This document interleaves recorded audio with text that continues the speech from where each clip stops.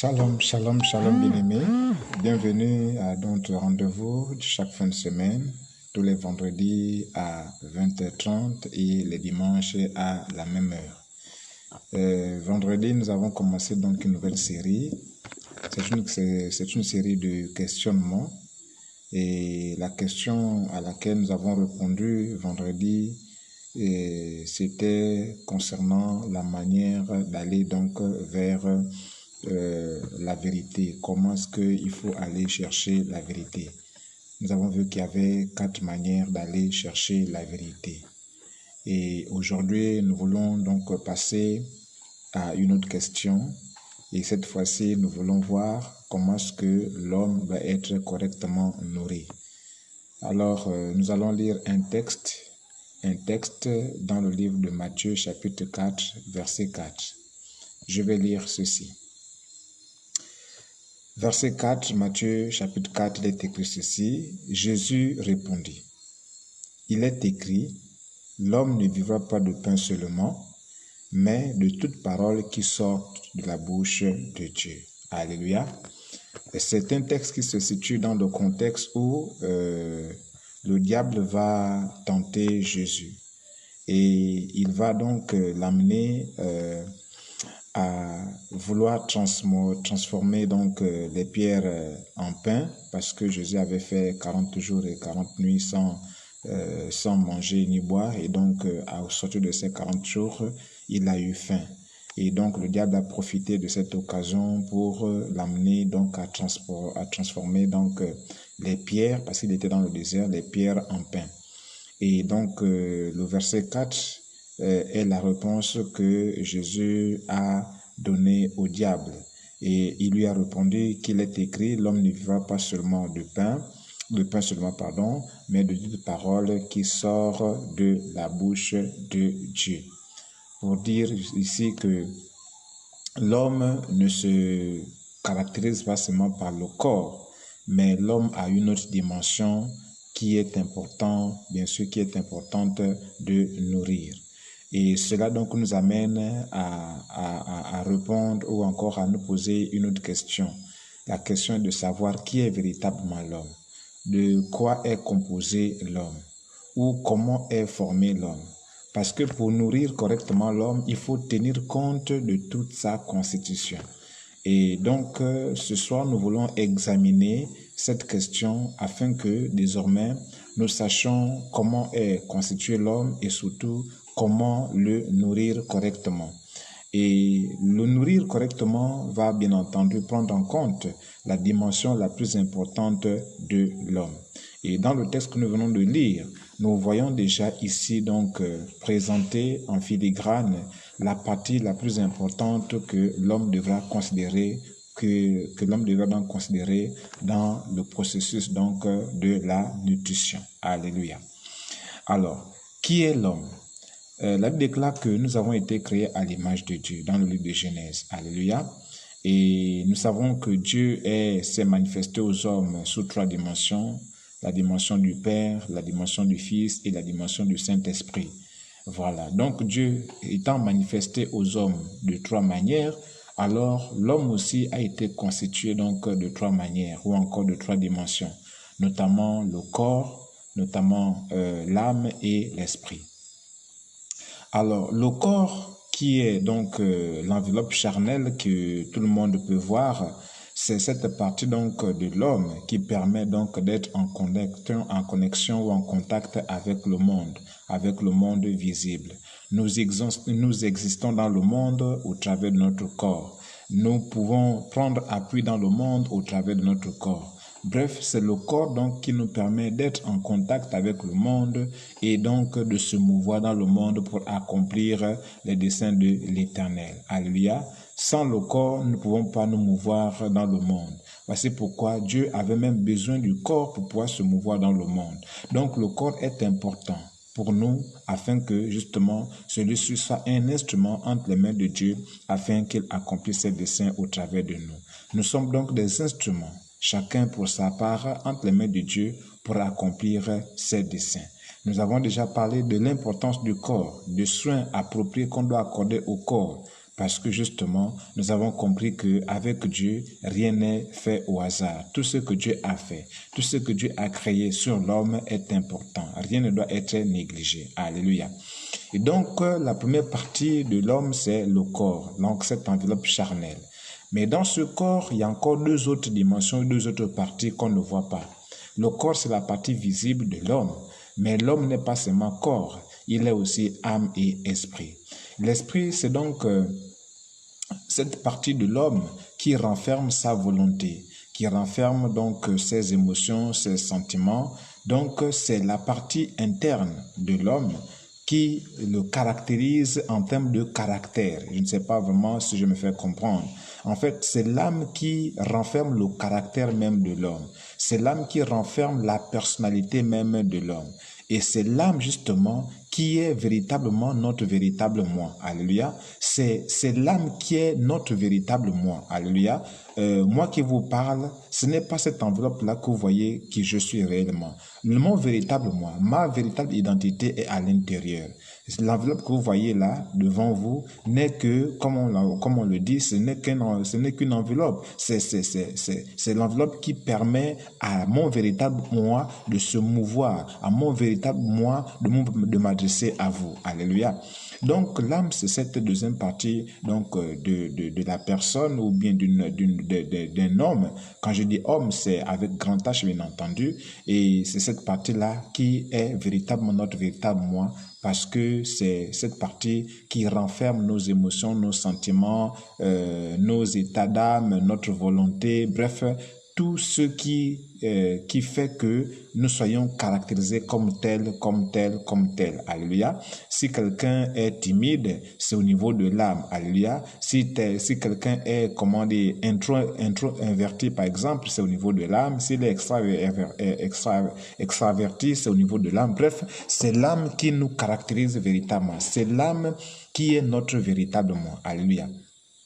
Et au niveau de l'âme, il faut comprendre que l'âme en soi est neutre. Alléluia. Neutre dans la mesure où l'âme sera soit soumise à la pensée ou encore au dictat du corps, ou l'âme sera soumise au dictat de l'esprit. L'esprit, c'est donc la troisième partie donc, de l'homme.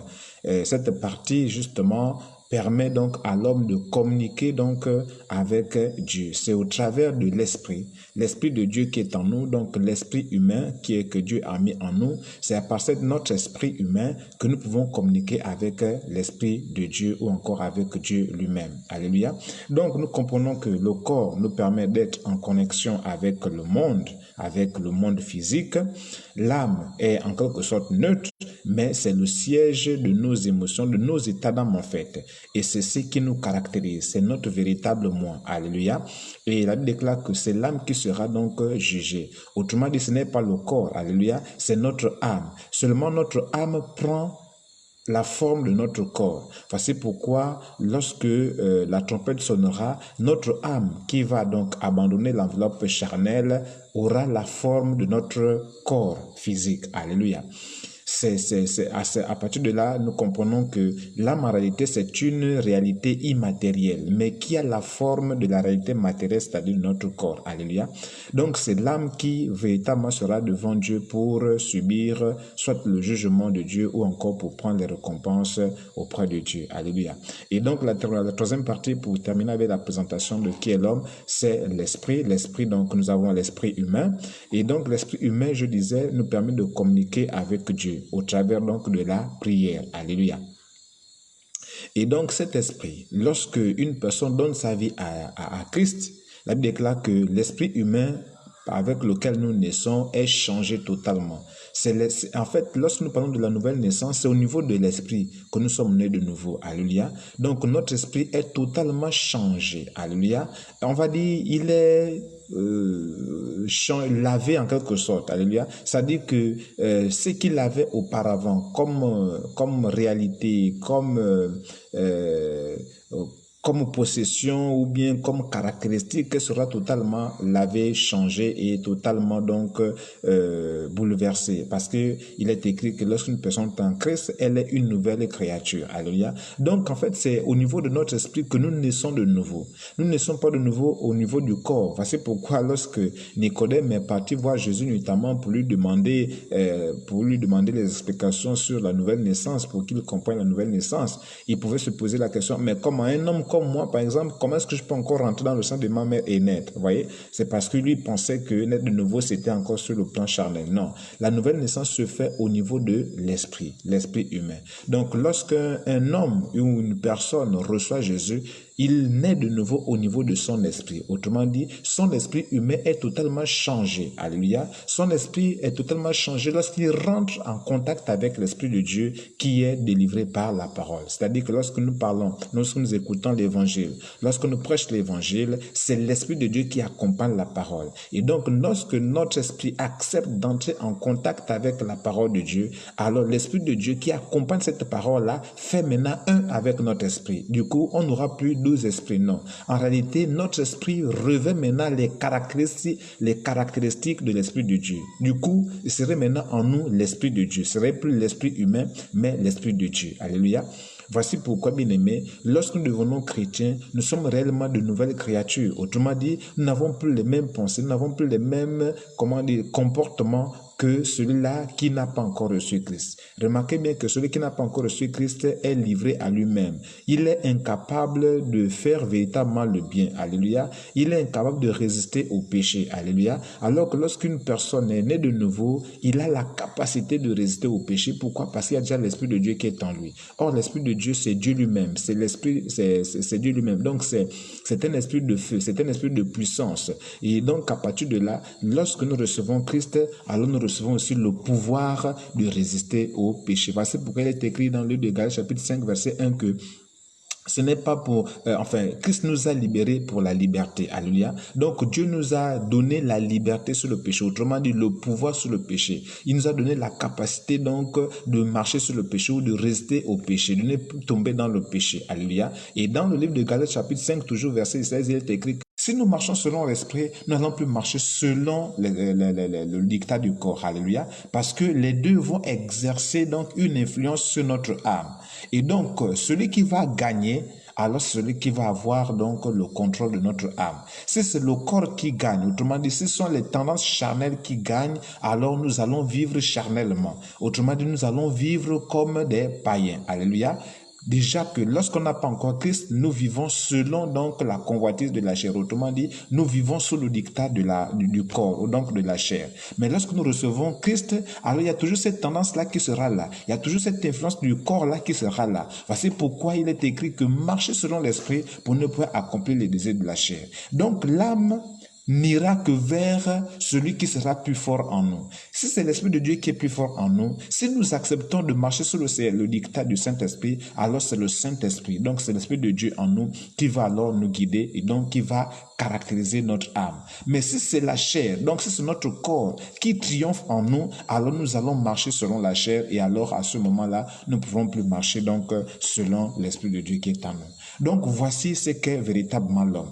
Donc toi qui m'écoutes aujourd'hui, si tes tendances sont toujours des tendances qui t'amènent vers le sol, c'est-à-dire qui t'amènent toujours à faire des choses qui sont contraires à la volonté de Dieu, ça veut dire tout simplement que c'est le corps qui te domine. Ça veut dire tout simplement que c'est la chair qui te domine. Ça veut dire tout simplement que ton corps est ton maître. Alléluia. Mais si c'est maintenant les tendances qui t'amènent toujours vers le haut, c'est-à-dire les tendances qui t'amènent toujours à chercher Dieu, à plaire à Dieu, à marcher selon les voies de Dieu, alors c'est donc l'Esprit de Dieu qui domine en toi. Alléluia. Et donc, nous devons chercher à ce que c'est l'Esprit de Dieu qui domine en nous. Alléluia. Pour que nous puissions justement plaire à Dieu. C'est quand nous marchons selon l'Esprit que nous allons plaire à Dieu. Mais lorsque nous marchons selon le corps, nous ne pouvons pas plaire à Dieu. Alléluia. Voici pourquoi Galates nous encourage à marcher selon l'Esprit, parce que en marchant selon l'Esprit, nous allons donc plaire à Dieu. Donc, bien aimé, l'homme est fait donc du corps, de l'âme et de l'esprit. Et j'insiste pour dire que l'âme qui nous caractérise en réalité est entre le corps et l'âme.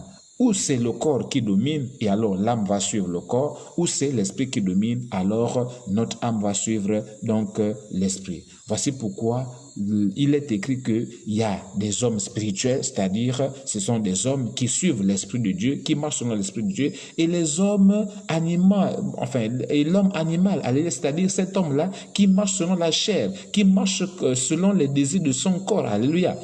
Donc nous, voilà donc situés à propos de qui est l'homme. Alors, puisque la question centrale, c'est comment nourrir voilà, correctement l'homme, alors pour nourrir correctement l'homme, il faudrait qu'on tienne donc en compte ces trois dimensions de l'homme. Alléluia.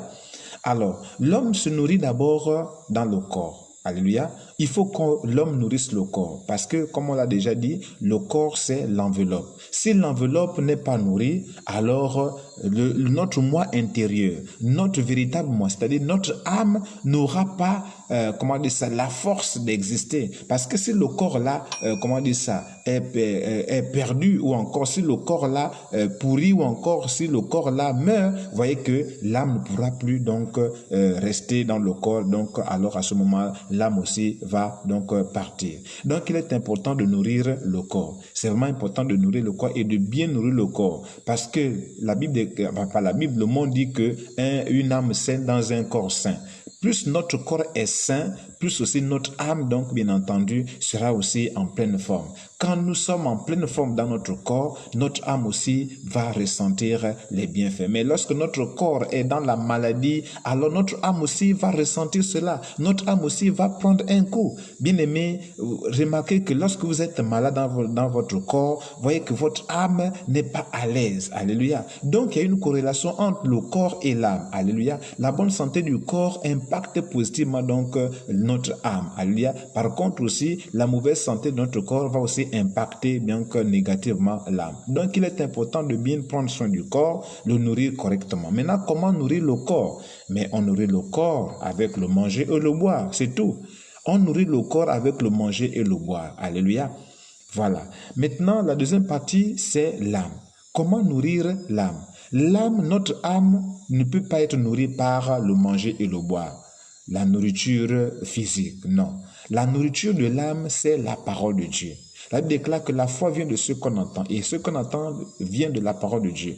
La parole de Dieu est souvent considérée comme la nourriture de l'âme. Alléluia. Donc en réalité, ce qui nourrit notre âme, c'est la parole de Dieu. Alléluia. Plus tu te nourris de la parole de Dieu, plus ton âme devient forte. Alléluia. Mais moins tu te nourris de la parole de Dieu, moins aussi ton âme sera forte. Donc plus elle sera de plus en plus, je vais dire, chétive. Voici pourquoi quand nous sommes chétifs sur le plan de notre âme, facilement nous pouvons être la proie de l'ennemi de notre âme, c'est-à-dire le diable. Alléluia. Donc il est important pour nous de nourrir notre âme par la parole de Dieu. Alléluia. Afin que nous soyons forts, afin que nous soyons inébranlables. Alléluia. Parce que la Bible déclare que notre victoire, c'est la foi. Alléluia. C'est la foi qui est notre victoire sur le monde. Alléluia. Tant que nous avons la foi. Et à quel moment la foi vient? Mais la foi vient de ce qu'on entend. Et ce qu'on entend vient de la parole de Dieu. Donc, plus nous écoutons la parole de Dieu, plus notre foi est fortifiée. Et donc, notre âme, bien sûr, prend, bien sûr, donc,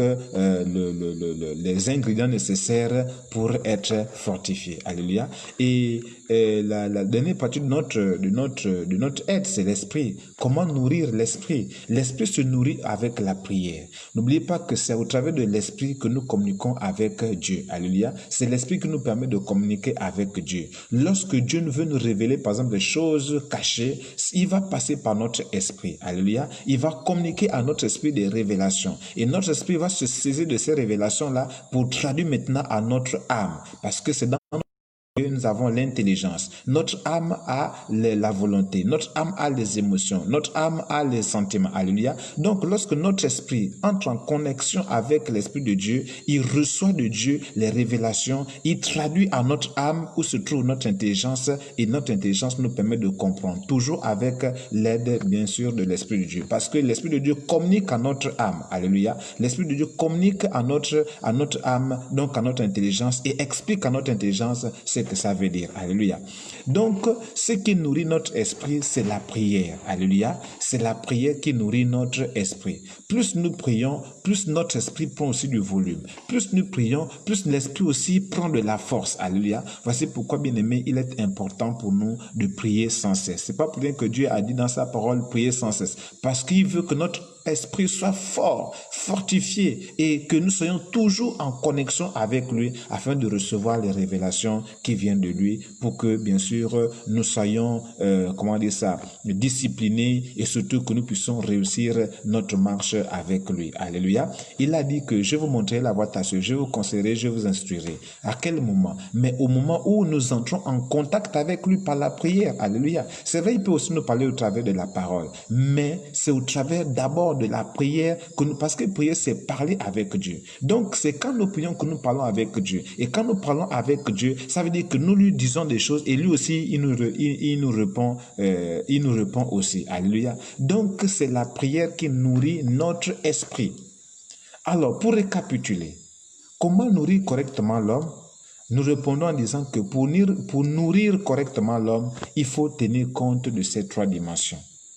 La dimension première, c'est le corps. Il faut donc nourrir le corps. Si le corps n'est pas bien nourri, le reste là prendra bien entendu un coup. Et comment nourrir le corps? C'est au travers du manger et du boire. Alléluia, le dindon, la patate, la banane, bref, tout ce que vous savez comme nourriture physique. C'est la nourriture physique qui nourrit notre corps. La deuxième dimension, c'est l'âme. On nourrit l'âme au travers de la parole. C'est la méditation de la parole de Dieu. C'est la lecture de la parole de Dieu. C'est l'écoute de la parole de Dieu qui nourrit notre âme. Parce que notre âme, c'est celle-là qui renferme, c'est au travers de notre âme que nous avons la foi. Alléluia. Et la foi vient de ce qu'on entend et ce qu'on entend vient de la parole de Dieu. Et pour terminer, l'esprit. La troisième dimension de l'homme. Et pour nourrir l'esprit, c'est la prière. Il faut prier sans cesse. C'est quand nous sommes dans la prière, c'est quand nous sommes en train de prier que Dieu nous parle et Dieu nourrit notre âme, notre esprit, pardon. Alléluia. C'est dans la prière que Dieu nourrit notre esprit. Donc, plus vous êtes des hommes et des femmes qui prient, plus vous aurez donc la possibilité de parler à Dieu et donc aussi de recevoir de Dieu des révélations. Mais celui qui ne prie pas, comment est-ce qu'il va recevoir les révélations de Dieu? Alléluia. Comment est-ce qu'il va recevoir la parole de Dieu? Alléluia. Il faut qu'il parle avec Dieu, qu'il faut qu'il traite avec Dieu. C'est quand il traite avec Dieu dans la prière que Dieu va lui révéler les choses, soit audiblement, soit au travers d'un songe, soit au travers de la parole, donc un verset biblique. Bref, en tout cas, Dieu va répondre. Alléluia. Donc, retenons une fois pour toutes que l'homme a trois dimensions, le corps, l'âme et l'esprit, et que chaque partie doit être nourrie. Si nous voulons nourrir correctement l'homme, alors on doit aussi nourrir correctement les trois parties. Mais, remarquons une chose, ou retenons une chose très importante, c'est vrai, il faut qu'on nourrisse les trois parties de l'homme parce que l'homme est tripartite. Alléluia. On ne doit pas négliger une partie. Alléluia. Les trois parties doivent être, bien sûr, prises en compte. Parce que lorsque nous avons étudié le thème de la sanctification, nous avons compris que la sanctification doit être intérieure et extérieure. Intérieur, c'est l'âme et l'esprit. Alléluia. Et extérieur, c'est le corps. Donc, si déjà au niveau de la sanctification, on doit tenir compte de l'aspect extérieur de l'homme, c'est-à-dire le corps, et de l'aspect intérieur, c'est-à-dire l'âme et l'esprit, c'est aussi la même chose avec la nourriture qu'on doit accorder à notre être. Alléluia. On doit aussi nourrir notre âme intérieurement comme extérieurement. Alléluia. Pour que tout soit équitable. Donc, de la même manière que la sanctification doit être intérieure et extérieure, la même chose aussi, lorsqu'il s'agit de nourrir l'homme et correctement l'homme, il faut tenir compte de ces trois dimensions, le corps, l'âme et l'esprit. Mais ce qu'on doit retenir ce soir, c'est que selon le verset que nous avons dit tout à l'heure, et je relis encore ce verset, donc Matthieu chapitre 4, verset 4 pour terminer, Jésus répondit, il est écrit que l'homme ne vivra pas de pain seulement, mais de toute parole qui sort de la bouche de Dieu. Autrement dit, l'homme vivra de toute parole qui sort de la bouche de Dieu. Alléluia. C'est ce que ça veut dire en réalité. Ce qui donne la vie véritablement à l'homme. Alléluia. C'est la parole de Dieu. Parce que Dieu lui-même, c'est la parole. Et la parole est comparable au pain. Si nous lisons le livre de Jean, par exemple, Jean chapitre 6, je crois, à partir du verset 60 jusqu'au verset 66, on présente Jésus comme le pain de vie. Le pain de vie. Alléluia. Jésus est le pain de vie. Il déclare que celui qui mange de ce pain-là vivra éternellement. Alléluia. Donc en réalité, notre véritable moi, comme nous avons dit tout à l'heure, un peu au début, notre véritable moi, c'est notre âme. C'est véritablement notre âme qui est notre moi réel. Alléluia. Donc, en fait, s'il faut privilégier, alléluia, un domaine ou encore une dimension de notre être, s'il faut priver une dimension dans notre être et privilégier une autre dimension, bien aimé, on doit privilégier l'âme d'abord. Parce que c'est l'âme qui nous caractérise. C'est l'âme qui est notre véritable moi. Le corps là, c'est juste une enveloppe. Alléluia. Nous pouvons mourir de faim, mais tant que nous sommes nourris au niveau de notre âme, nous vivrons éternellement. Alléluia. Donc c'est l'âme que nous devons donc nourrir. Il est écrit que ne craignez pas celui qui peut tuer le corps, mais craignez plutôt celui qui peut tuer l'âme, alléluia, et le corps, alléluia. Pour dire quoi? Pour dire que on peut tuer le corps, c'est-à-dire que le corps n'est pas vraiment aussi important que ça. Lorsqu'on prend le corps et l'âme, celui qui est plus important, c'est l'âme, alléluia. Parce qu'on peut perdre le corps, mais si nous avons gagné notre âme à Dieu, si notre âme est gagnée à Dieu, quel que soit ce que nos corps peuvent subir, ça c'est pas grave. Parce que ce corps il est appelé à repartir dans la poussière, il va disparaître, alléluia. Mais ce qui reste éternellement, c'est l'âme, alléluia. C'est notre âme qui reste éternellement. Donc c'est normalement à l'âme qu'on doit accorder plus de soins et les meilleurs soins qui puissent exister. Or, les meilleurs soins qui puissent exister pour notre âme, c'est la parole de Dieu, alléluia. Voici pourquoi vraiment Dieu veut que nous puissions vraiment nous attacher à sa parole. Parce que c'est sa parole qui donne la vie. Alléluia. La Bible déclare que vous connaîtrez la vérité et la vérité vous affranchira. Parce que notre âme était emprisonnée dans la prison de la chair, la prison du monde, la prison des désirs charnels. Alors lorsque la parole de Dieu vient nous libérer, alors il est maintenant important pour nous que nous puissions privilégier chaque jour donc la nourriture de l'âme, c'est-à-dire la parole de Dieu. Alléluia. Donc c'est que nous devons beaucoup prendre soin d'abord, c'est notre âme. J'ai dit qu'on ne doit pas négliger le corps parce que le corps nous sert aussi, bien entendu, pour œuvrer pour Dieu. Alléluia. On ne sert pas le Seigneur avec l'âme, on sert le Seigneur avec le corps. S'il faut balayer, par exemple, le temple, c'est le corps qui va se servir de ça, c'est pas l'âme. Alléluia. Donc, le corps est important. Alléluia. Mais celui qui est prioritaire, c'est l'âme. Pourquoi? Parce que lorsque les choses arriveront à terme, donc à leur terme, c'est l'âme qui va se présenter Dieu, ce n'est pas le corps. C'est notre âme qui va se présenter Dieu, devant Dieu. Ça, c'est la première chose. Et la deuxième chose, notre âme est éternelle. Alléluia. Donc, si on n'a pas bien pris soin de notre âme, si on a mal nourri notre âme, alors notre âme va passer l'éternité dans la souffrance. Alléluia. Mais si nous avons bien pris soin de notre âme, alors notre âme aussi va passer l'éternité dans la joie, dans l'allégresse, dans le bonheur. Alléluia. Et ce qui va nous amener à passer donc l'éternité dans le bonheur, ce n'est que la mise en pratique de la parole de Dieu. Alléluia. Ce n'est que l'obéissance et la soumission à la parole de Dieu. Alléluia. Cette parole de Dieu que nous avons écoutée, que nous avons consommée. Alléluia. Et qui a nourri notre âme. Alléluia. Donc si notre âme est remplie de la parole de Dieu, seulement de la parole de Dieu et avant tout de la parole de Dieu, alors même si nous mourrons, alors nous vivrons éternellement parce que la parole de Dieu ne passe pas, elle est aussi éternelle. Donc bien-aimés, ceux qui mettent l'accent sur le corps, bien-aimés, ont tort. Alléluia. S'il faut mettre l'accent sur une dimension, un domaine de notre vie, c'est d'abord l'âme. Alléluia. Nourrissons notre âme par la parole de Dieu, en nous mettant en connexion avec la parole de Dieu, en obéissant à la parole de Dieu, en étant soumis à la parole de Dieu. Alléluia. En mettant en pratique la parole de Dieu. Alléluia. C'est cela qui va un jour nous sauver. Alléluia. Donc, bien-aimés, comprenons que si l'homme est tripartite, ça veut dire que les trois parties sont importantes. Mais s'il y a des priorités à faire, c'est d'abord notre âme. Parce que c'est notre âme qui se présentera devant Dieu. Et Dieu regardera qu'est-ce qu'on a mis dans notre âme. Quelle est la nourriture qu'on a mise dans notre âme. Quelle est la nourriture que notre âme a consommée. Si Dieu regarde en nous que dans notre âme, il n'y a pas la nourriture qui était appropriée donc, à cette dimension-là, alors nous serons écartés donc, de sa présence. Voilà pourquoi, bien-aimés, travaillons chaque jour à demeurer dans la parole. Parce que cette parole-là qui va nous ouvrir demain après-demain la porte donc du ciel. Jésus revient bientôt, bien-aimé. Est-ce que Dieu va trouver notre âme en pleine forme? Est-ce que Dieu va trouver notre âme vraiment, comment dire ça, bien nourrie? Alléluia. Est-ce que notre âme sera bien nourrie? Voilà pourquoi Jésus va poser la question. Quand je reviendrai, trouverai-je la foi? Bien-aimé, la foi, c'est au niveau de notre âme. Alors, quand Jésus va bientôt revenir là, parce qu'il va bientôt revenir, est-ce qu'il va trouver la foi en toi?